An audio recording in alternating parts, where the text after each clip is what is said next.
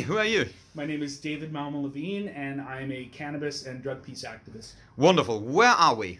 Vancouver, British Columbia, Canada, in the back offices of the Coca Leaf Cafe and Mushroom Dispensary. Why is this place special? Well, it's the coolest drugstore in the world. We're selling all kinds of soft drugs and using the funds to promote drug peace and human medical autonomy. What does that have to do with the environment? Well, there's some overlap. The overregulation of industrial hemp is the greatest obstacle for humans attaining some sort of sustainable ecology and economy. And we're using the profits from this project to end the drug war, but also to remove the red tape around industrial hemp. So what's industrial hemp have to do with the ecology? The ecology and the economy? Yeah. Okay, so hemp is the best fuel crop in the world. It provides the greatest amount of cellulose in temperate zones. Cellulose, you want a lot of dry, woody matter to make ethanol. Ethanol could replace gasoline 5 times cheaper at the pump. A ethanol spill would just evaporate, so it's easier on the environment. It grows in sand, so it could grow in any country on Earth. So you could end oil wars, you could end oil spills, and you could reverse the greenhouse effect and end climate destabilization. It acts as a carbon sink, so 30% more CO2 is captured than is released when it's burned. So wow, it is the answer to climate destabilization. And we could keep combustion engines, which German car makers desperately want to do. They'd rather die than do electric. Well, not only that, but electric batteries do pollute, and it would be like a $100 or $200 fix to turn a gas-powered car into an ethanol-powered car. And there are, like most cars and trucks on planet Earth are gas-powered, and so we could convert to a sustainable transportation and energy grid much faster if we just had to tweak the engine instead of replacing it. Yeah. Did you hear? That sounds great. Did you hear we just have legalization, sort of, in Germany? But as it looks to me and my friends, this will go the German way, over-regulated and shit. Do you have any experience with that here? Yeah, it's sort of legalized here in Canada too, but really it's a cartel for the rich and the powerful, and it's over-regulated, and they use the fraud of cannabis psychosis or reefer madness in order to justify the over-regulation. How so? Oh, well, they say that cannabis makes your children stupid and crazy, and therefore only adults should be able to have access to it legally, and only rich people can afford the security and accounting requirements necessary to safely grow and distribute this. So what I've done is I have collected all the evidence that cannabis psychosis is a fraud over the last 130 years. And I am releasing that information online without a paywall at cannabisculture.com. And I've already published the introduction to my book. It's going to be about 100 chapters over time. But the first one is already up at cannabisculture.com. It's called Reefer Madness, 1895 to the Present. Cool. And, you know, coming to Vancouver, it's a great city, but you go east to East Hastings, and it looks like a zombie apocalypse. So, yeah? Poorest postal code in all of Canada. Ah, all right. Now, I have found that the solution to these types of problems can be found in different examples around the world. For example, the Finnish people from Finland, they have a policy called Housing First. They give people houses, and then they can start building their lives up again and becoming more productive members of society, and they found that they save taxpayers money. And the heroin prescription project in the 80s and 90s in the UK, specifically the Liverpool Merseyside experiments, provided exceptional evidence that prescription heroin works and gets people out of the cycle of abuse and crime and problematic drug use. So these pragmatic solutions are there. It's just society actually, the hierarchical nature of society requires that there's excessive amounts of poor to keep everybody else in line. Yeah, it's incredible when you come here and basically from the nice inner city where my hotel is, and then you go there, and it's literally for 2 kilometers about or 1.5 miles, people are on the street. It looks like a zombie apocalypse, and then at the end there's your shop, which basically made marijuana legal. So how would you help then these people by making drugs legal? At first it seems like kind of an oxymoron or like a contradiction. Yeah. Well. For one thing, these experiments in drug peace and tolerance and alternative ways to handle drug distribution, if you do it in a poor neighborhood, you're less likely to have people complain because they're like, oh, well, you have a nice shop and it seems orderly and civilized and it's stark contrast to what's going on around you. And so, you know, you're more likely to succeed if you show how you are improving the neighborhood. We also spend a significant amount of our profits with a free Get Your Drugs Tested service. So you can take your soft or hard drugs in to see if they're uncontaminated and if they are what the seller says they are. And so that's another reason for the police not to mess with us. But ultimately, they used to be about 9 out of 10 jobs were agricultural 200 years ago. Mm-hmm. And now it's less than 5% of jobs. If we want to get people back to work, earning money, then including everybody in the emerging herbal healthcare industry is the way to do it. I call it the window box economy. If you have access to a window box, you should be able to grow cannabis or other herbs and be able to sell them. And we want to include as many people as possible in that rather than what governments and corporations want, which is to exclude as many people as possible, create exclusivity and privilege so that the rich can stay rich.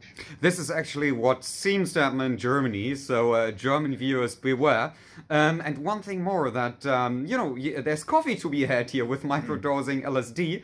And so what's your take on coffee? That's also a drug. You mentioned before that in another interview that LSD is a soft drug. You can microdose here. So what's your stance on that? Well, coffee it contains caffeine, and I would argue it's the hardest drug in our store. What? With the highest amount of overdose deaths, overuse deaths, and withdrawal symptoms, caffeine. So people don't see it as a drug, they see it as a food, but really any society that can withstand the ravages of caffeine can handle a legal and a responsible regulated distribution system for all these other drugs, these soft drugs that we sell here. Have you heard of the gin craze? The gin craze? Yeah. Tell me about it. It was in London, I think, in the 1600s. First time, so beer was like a warm, disgusting soup, but alcoholic, so people ate it. And gin came up being the first hard liquor.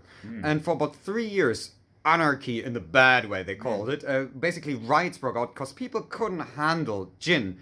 It being too strong, and obviously they ruled it out, but obviously, as always, it didn't work. Then, as that was so long ago, nobody knows really how it went, but it sort of went into a societal mode where today we know gin and tonic, we know cocktails, gin basil smash, whatever, where it sort of went into society.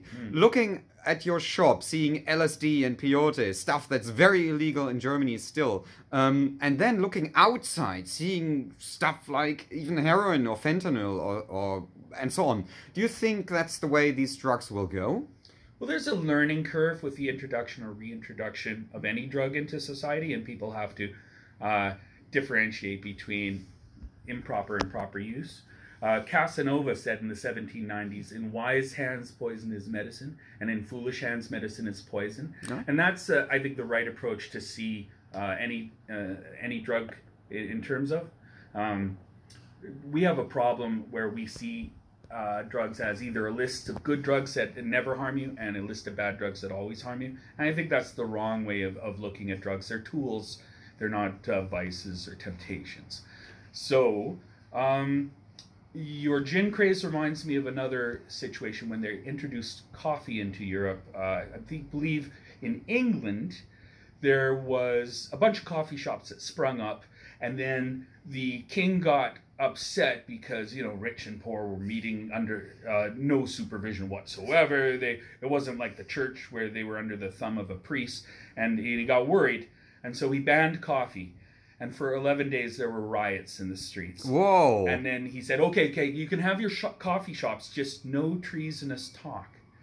Ah. And I think that is an indication that when a new drug is introduced into a society, then a culture gets a chance to spring up.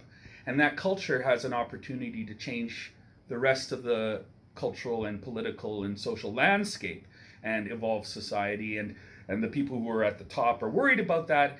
And I think that's also an indication that that's the right way to go to evolve society from an unsustainable to a sustainable one, is to use coffee shops, cannabis cafes, and these soft drug dispensaries that you see now springing up all over Canada. Use them as community centers to create a better world out of this one that we're in now. There was this theory that coffee actually, when coffee came up, lots of revolutions sprang up due to the coffee houses. Yeah, well, look what came out of coffee houses. Newspapers came out of coffee houses. Political groups and discussion groups came out of coffee houses. Even folk music in the 1960s, that all came out of a coffee house, like Bob Dylan. Oh, who could do without him? Well, I mean, you think that on the one hand, the power does not spring from the song of a poet and their guitar, but oh my goodness, all kinds of new thoughts and ideas can arise out of that. So I think that's true, and I think that the right way to evolve society is not necessarily through protest and obstruction, but just creating better worlds inside the dying husks of the old ones and making it attractive enough so that people just join with your society and abandon the old one. As we are on the Letzte Generation channel, which is basically like Just Stop Oil in Britain for the British viewers, I of course have to beg to differ. I think we should protest as well. Oh yes. But at the same time, it's really great to have these kind of safe spaces you have here for discussion and for thought. Well, what if your protest just appears to be a shop that's very popular, that that anybody, even people who are adverse to confrontation, can participate in? Mm-hmm. And what if your protest just looks like gentle, non-threatening, and evolutionary, and your very existence sends a message? If it make it easier for people to protest, that might be a way to encourage more people to protest. I'd prefer not to, like Bartleby said, like telling that to power. Basically going to that shop is sort of, I'd prefer not to partake in the hierarchies out there that make life so miserable for people who want to use like normal drugs, and you know, basically setting a sign by going in here. I don't want to discourage civil disobedience, because I'm very disobedient. Yeah, and I don't want to discourage conscientious obstruction, because some people can do that, but not everyone can. Some people have kids. Absolutely. Some people have obligations. But if you can make a form of protest that anybody can participate in, I think it's more likely to succeed. So I think you need both. I think you're right. You need both. You need the people that get in the way, and then you need the people to offer an alternative. Absolutely. And you got in the way here. You got raided by the police a few times? Oh, we've gotten raided once here. I've been raided all kinds of times for marijuana activism, but that's how things change, especially in Canada, is that when the people lead, the leaders follow. Well, it's easier to get... in Germany, not at all. Oh, yeah, you have a different approach to authority than we do here. We have a little more leeway and an more open mind to civil disobedience, and, you know, we're next to the United States and have that great tradition of Martin Luther King Jr. And so we can kind of take the best approaches from everywhere and use them here. And I hope that we can set a good example for the rest of the world, and you in Germany can say, look at those Canadians, look how free they are. The sky hasn't fallen. The people aren't showing up in the psych wards or the emergency wards as a result of their activism. Maybe it's time we stuck our necks out, and if we're not afraid of arrest anyway, we might as well be not afraid of arrest when it comes to these soft drugs that don't hurt anybody and can help many people. That's true. It's great you're saying that, because just right now from Letzte Generation, lots of people have been raided at home for having peaceful street blockades, just sitting in front of a car for a few minutes, or in an airport, or just, delaying flights by half an hour. Yeah. And if you're not afraid of a criminal record, it's very freeing. You can do all kinds of things. You can imagine new worlds and then turn them into reality just from your actions. And then one last question, Yes. how do you personally got on that way?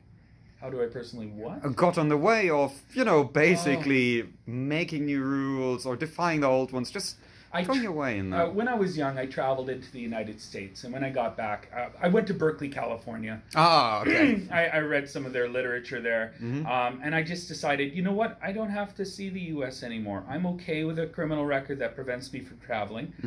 I'm ready to now try to change things through civil disobedience and direct action and improve my world. If it means I got a criminal record, I'll wear it as a badge of honor. And I've met the most incredible people, and I have had the most wonderful experiences the moment I gave up thinking that somehow a criminal record is a burden instead of an asset. Wonderful. Can you please tell our viewers where they can find you? Sure. I work on one website called cannabisculture.com, and I have two other websites. One is pot-facts.ca, and another is pot-shot.ca. And on PotShot, you can read my article on hemp ethanol. It's called Hemp Ethanol Can Still Save the World. And all the information there that you need to understand that hemp is the best fuel crop in the world, and we should be utilizing it to get off fossil fuels as fast as possible. Cool. Thanks very much for being on Unignorierbar. Thank you.